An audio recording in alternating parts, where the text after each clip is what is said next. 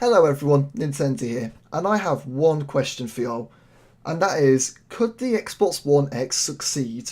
Now, this is a very good question, as it could finally properly rival the PlayStation 4. It's no doubt the Xbox One hasn't done very well compared to the PlayStation 4. Sure, it sold more than the 360 did at the same point during its release cycle, but it's nothing compared to the PlayStation 4, which today has sold over 60 million, whilst the Xbox One has only sold just over 30 million. So the Xbox One has got a lot placed on it for its succession, but could it really succeed? That's the real question. Now, for this to be very well asked, instead of comparing the Xbox One X to the PlayStation 4, I will be comparing it to the PlayStation 4 Pro, which works just like the Xbox One X. It's the higher end version of its base console. Now, the specs of the Xbox One X that are already known to be much higher than the PlayStation 4's Pro. The PlayStation 4 Pro runs a 2.1 GHz 8-core AMD custom Jaguar CPU, whilst the Xbox One X will run a 8 custom x86 cores locked at 2.3 GHz. The PlayStation 4 Pro runs a 4.2 teraflops GPU, whilst the Xbox One X runs a 6 teraflops GPU. Xbox One will have 12 gigabytes of GDR5 RAM, whilst the PS4 Pro will have 8 gigabytes of GDR5 RAM. And something the Xbox One X keeps chugging down our throat is that it'll support 4K discs, whilst the PS4 Pro doesn't, but they both support 4K as its base work. So in terms of specs, the Xbox One has a lot in superior compared to the PlayStation 4. But does that mean it'll succeed? Well, slightly, but not completely. This is where the PlayStation 4 Pro might actually beat the Xbox One X, and where the Xbox One X will definitely won't succeed. And it needed to. And it's the price. The PlayStation 4 Pro launched at $399, £345, and it still holds around about the same price. But the Xbox One X will launch at a whopping $499 or £449. This is a massive issue for the Xbox One X, and it is made much worse by the launch lineup. Now, whilst the PlayStation 4 Pro didn't actually have a launch lineup, it did have a lot of games released exclusively for the PlayStation 4 not long after, such as The Last Guardian. The Xbox One X has really got itself in a really bad position though, because it formerly had one major release game for the same day. That was Crackdown 3.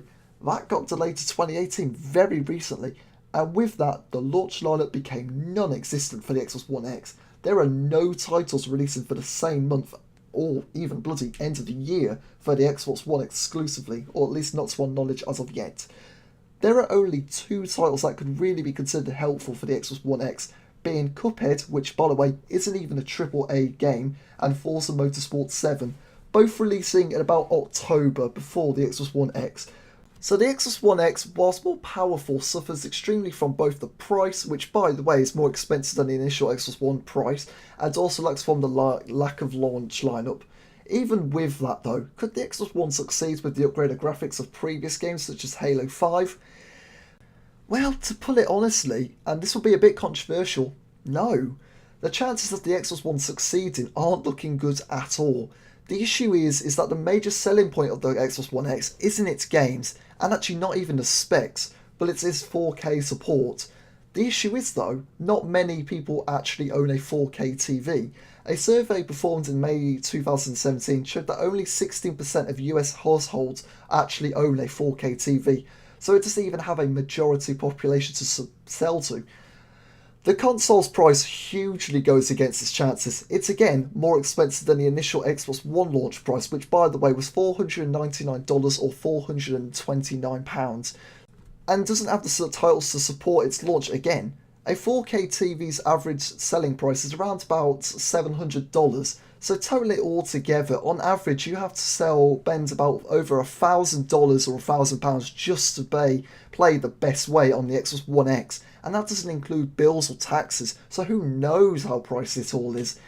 As a whole, the Xbox One X could succeed with a major, and I mean very major, price drop, but with the current Xbox One price being about $250, £230, and heck, the Xbox One S being about the same price, and those including the games, there isn't much reason to buy an Xbox One X.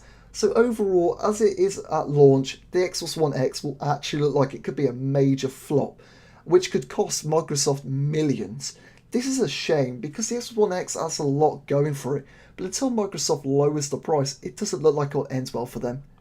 Anyway, if you enjoyed this video, don't forget to like and subscribe if you want more like this, and as always, put down your opinion on this topic in the comments below. I'm always intrigued about what you all have to say about this topic.